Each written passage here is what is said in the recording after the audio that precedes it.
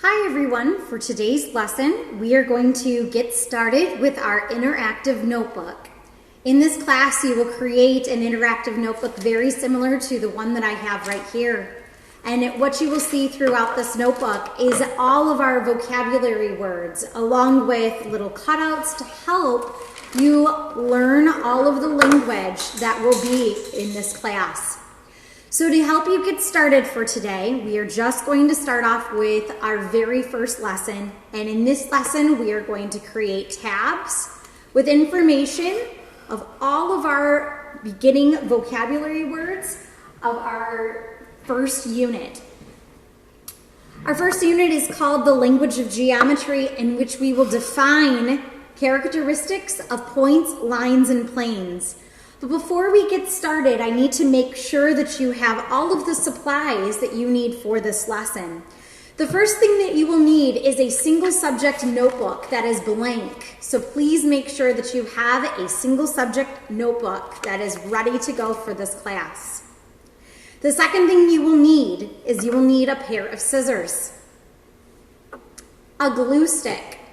You can also use tape if you have Scotch tape.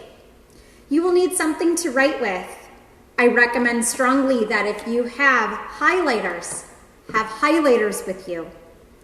And then you will also have needed to print out the Unit 1, Day 1 video lesson cutouts for the interactive notebook. There were 3 pages in this document. One with 2 tables, another page that it has a box for table 1 and a box for table 2. What I need you to do before we get started is pause the video and cut out each of these boxes. I have used different colors to help. So for table 1, I already have this pre-cut, and we're going to place table 1 within the box for table 1, and for table 2, I'm going to place that within the box for table 2. Once again, please pause the video, cut out the boxes, and then when you're ready, please restart the video, and then we will keep going with our lesson. All right, hopefully you have cut out all of the materials. And now we are going to get started. Unit 1 is called the language of geometry.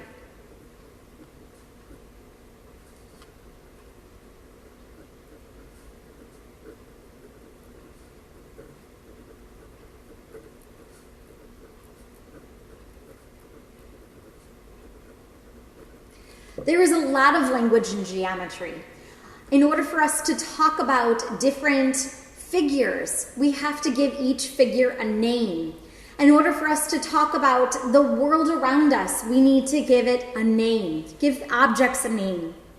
And so today we are going to define points, lines, and planes. So this is day 1, points, lines, and planes.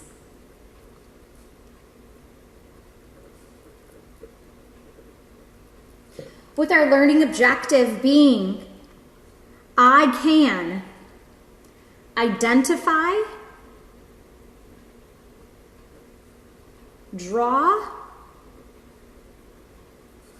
and define points, lines, and planes.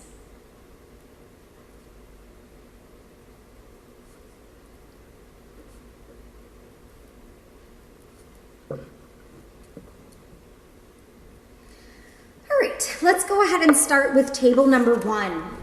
We have the language of point, line, and plane, and these terms are considered undefined terms.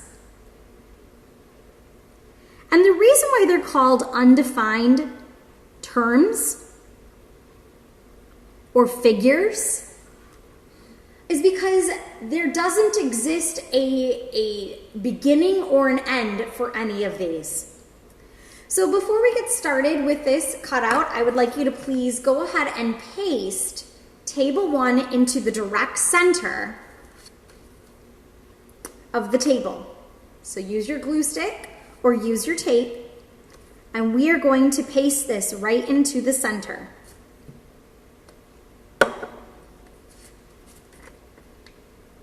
So that you have space on each side.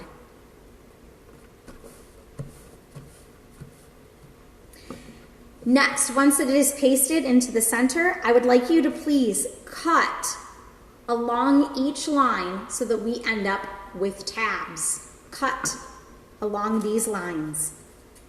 So it doesn't have to be all the way through. It just needs to be just quick snippets, and that'll help you to stay organized with your work.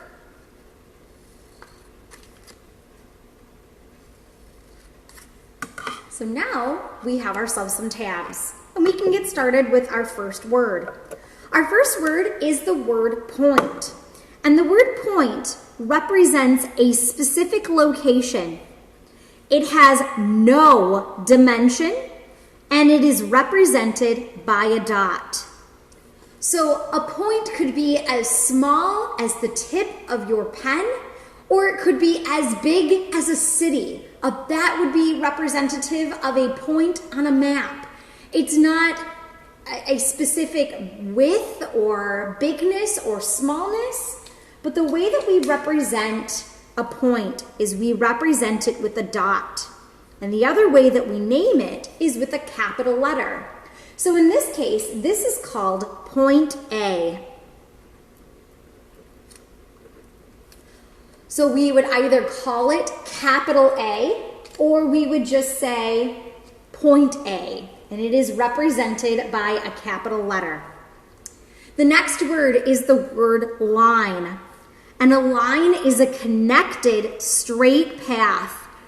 In Algebra 1, you drew a lot of linear functions. Linear functions are lines, and they have 2 arrows on each end. There is no thickness, so it could be as skinny as the side of a piece of paper or as big as a road. It doesn't matter. It is considered a line. Has no thickness, and it continues forever and ever in both directions. The way that we represent a line, I am going to draw a straight line with 2 arrows, and I'm going to label it with 3 points, but it can have many points on it, infinitely many points. And I'm going to label this B, C, and D with a cursive letter L on the outside. And there are 2 ways in order for you to name a line, you can call this line L. So line L, or you can name it line BC, line BD, line CD, line DC, line DB,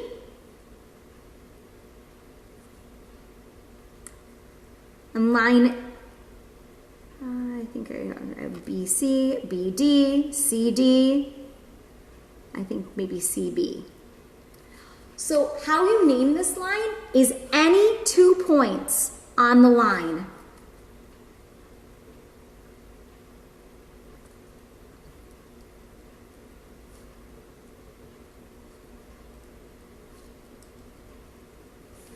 You also need to make sure that if you're using any 2 points, that you have a line symbol above where you have 2 arrows at each end.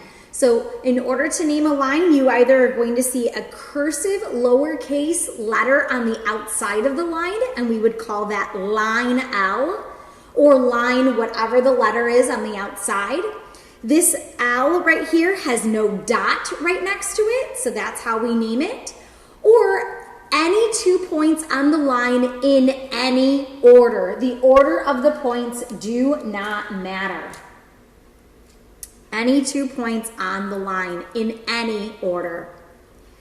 A plane has two dimensions, and you guys have actually worked with planes before. Like a coordinate plane has an X and Y in it.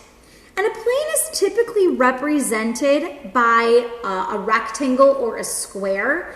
It's represented by a shape that looks like the wall or a floor. But in reality, it's continuing throughout without any end on all sides and in all directions. Now, through any points that are not on the same line,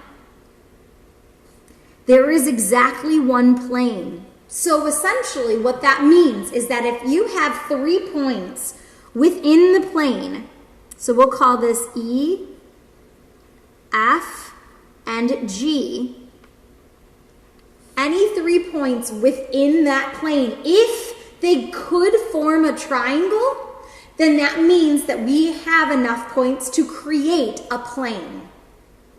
In order to name that plane, you use 3 points that are not all on the same line to name that plane. So in this case, we would simply call this plane EFG. Or you could call it GFE. Or you could call it FEG.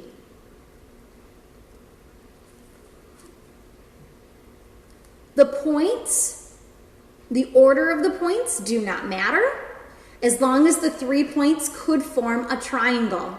You do not need to put the word plane in front, but you could. It's not incorrect if you do. And notice that in between the letters, there are no commas. No commas at all. We separate commas in between the different names for a plane. There is one other name that you could use for a plane, similar to what we had for a line. We used a lowercase letter, a lowercase cursive letter to name a line. When it comes to naming a plane, you would use a cursive letter. So I'm going to use a cursive letter J. And you could call this plane J. The letter J has no dot next to it. So therefore it represents the name of a plane.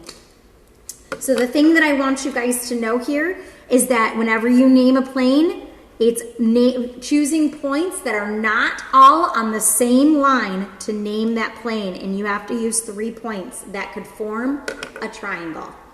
All right, so I'm going to glue this into my notebook. Try not to glue the flaps in, so just in the middle. And I'm going to glue this into my notebook.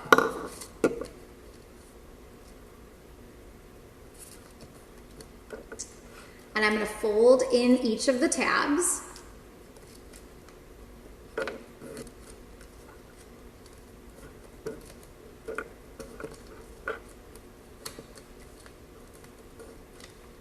And I'm going to write the titles on the outside. So this was a point. This was a line. And this is a plane. And the thing that I need you guys to know when it comes to a point is that a point, we name it with, all points must have capital letters.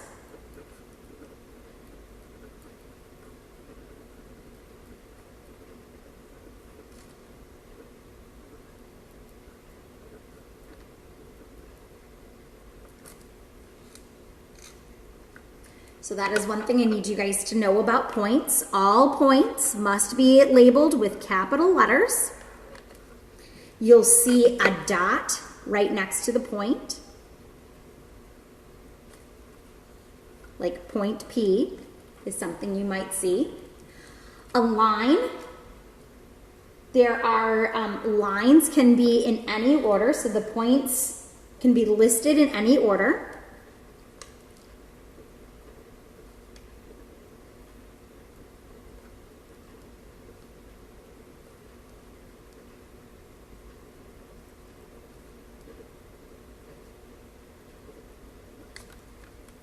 and this is a line.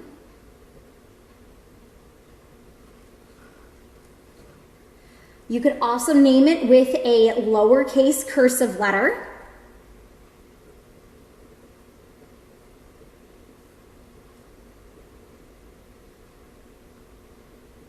Or script letter.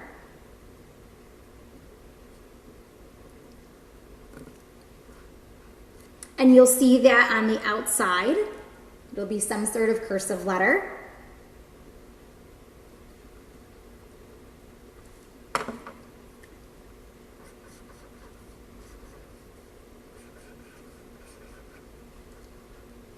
And finally, with plane, on a plane, there are 3 points that can form a triangle. So that's what you want to see. 3 points that can form a triangle.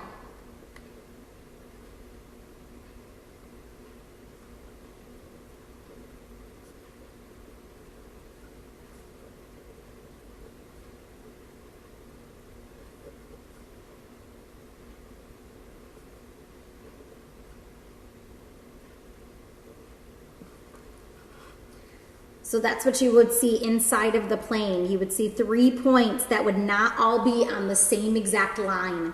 You could also use an uppercase,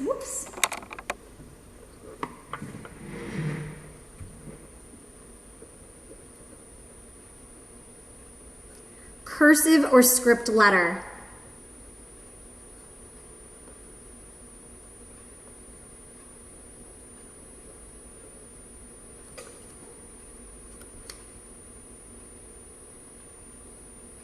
So I'm labeling that ABC.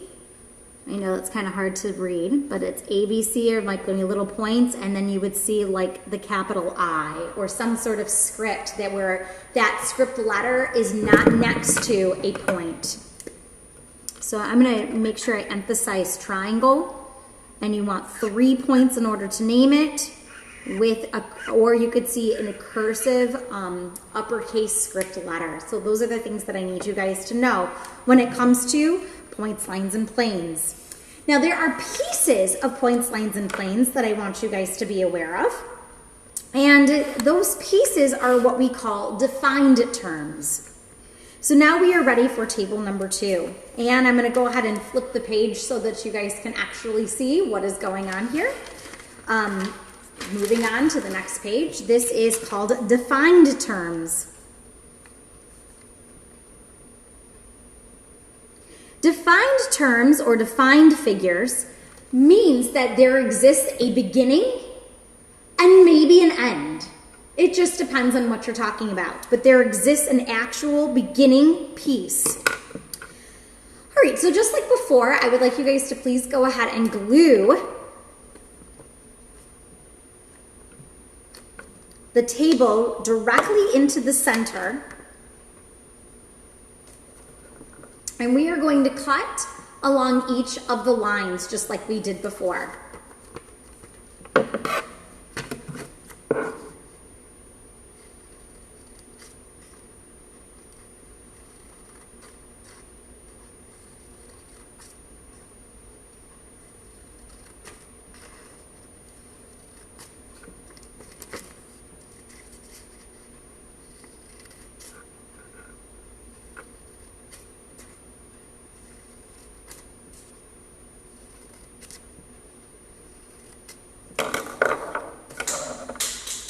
All right, here we go. So the first defined term is what we call a segment. And a segment is or sometimes it's called a line segment. It's a piece of a line. It is a portion of a line that consists of 2 points and all of the points that are in between. The way that we draw a segment is you will see a point, some space in between, and then another point. And I'm going to label this AB. And the way that we are going to name this segment is you always use the endpoints. So this is going to be called segment AB or segment BA. You only use the endpoints.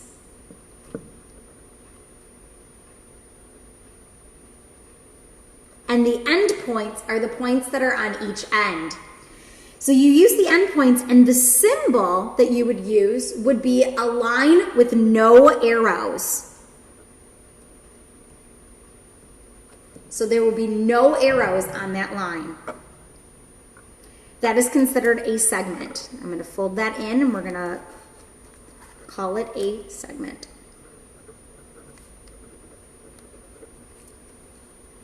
The next word is called endpoint. And an endpoint, if we were to look at a segment once again, and we'll call this segment AB again, an endpoint is a point at either end, so one end or the other, of a line segment or the starting point of a ray. And we're going to talk about what a ray is in just a second. So an endpoint are these points at the very, very end. And whenever we are talking about endpoints, we would either say point A or point B are endpoints.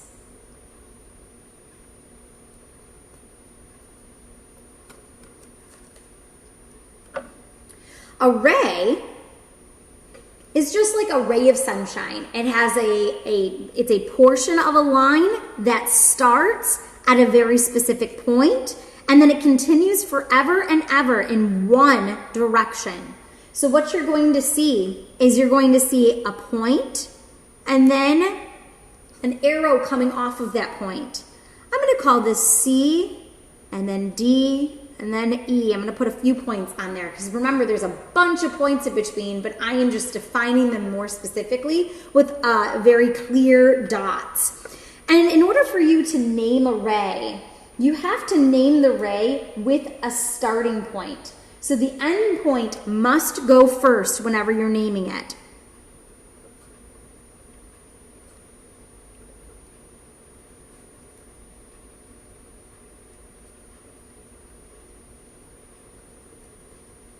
So the end point must go first. So there are only two names for this ray.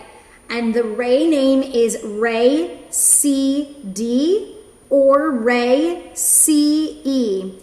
In order to name, it starts with your starting point and then whatever point it goes through in that direction. So CD continues through E. We could just give it a name of CD.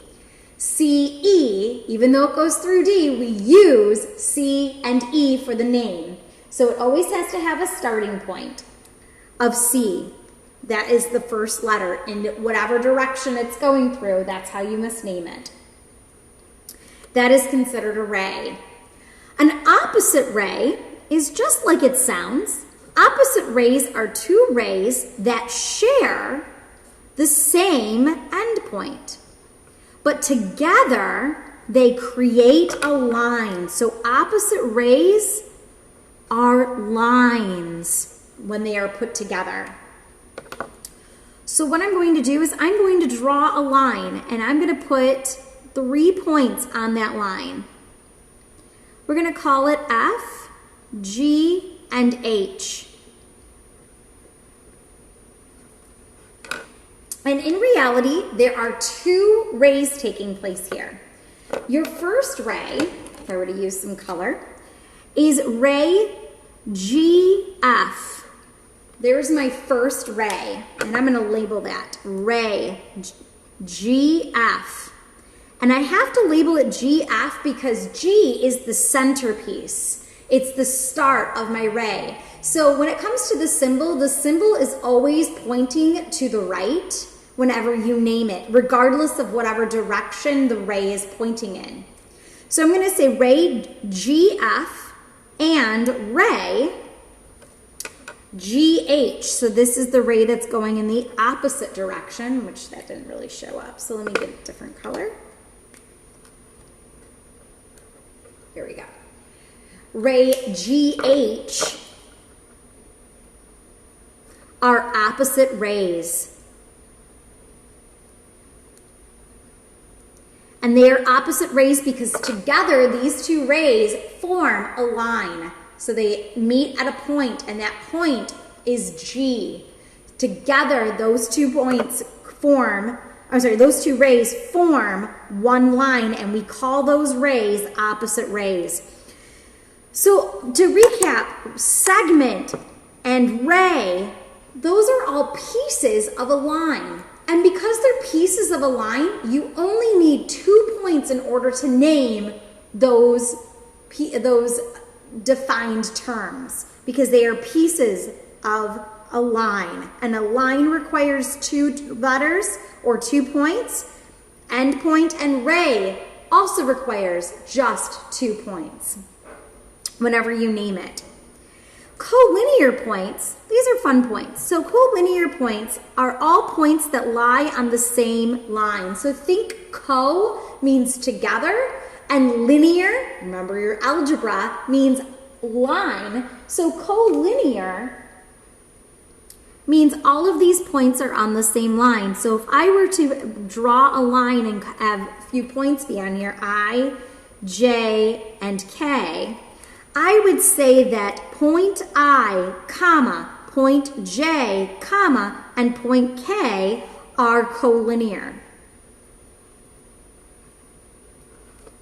Notice I have 3 letters with commas in between. So whenever you're listing, they have to have commas, because if they didn't have commas, IJK sounds like it's a plane.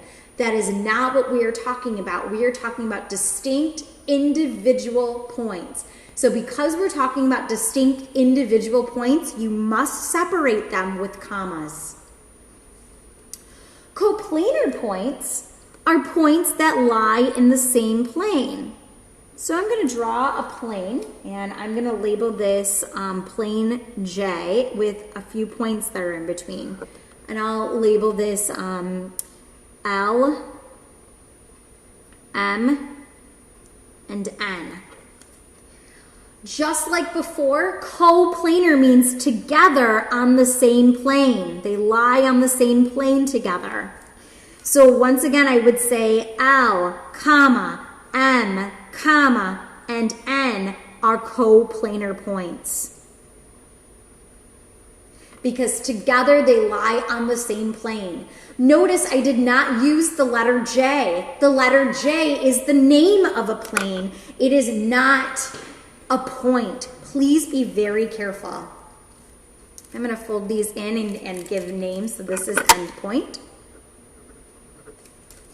And remember that an endpoint is the very beginning of a segment or the end of a segment, or it is the beginning of a ray.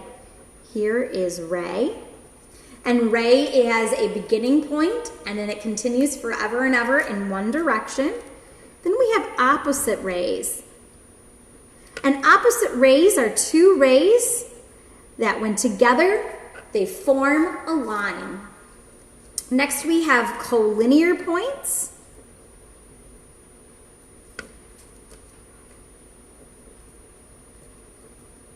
And coplanar points.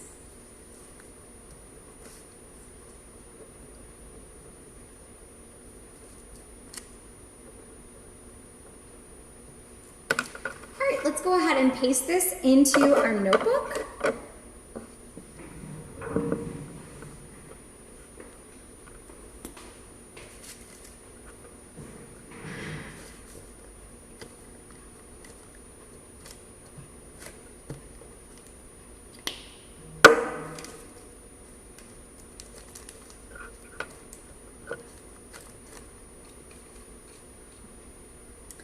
And that is the end of today's lesson on vocabulary. There was a lot of vocabulary words that you needed to create today, but that is perfectly okay. What's nice about this is that there's one spot for you to have all of your vocabulary words, and so I strongly recommend that you study these words. You will not be tested on them in like having a regular vocabulary test, but these are vocabulary words that we will use throughout this class and throughout the next few lessons. If you have any questions over anything, please feel free to email me. Otherwise, I hope you have a wonderful day.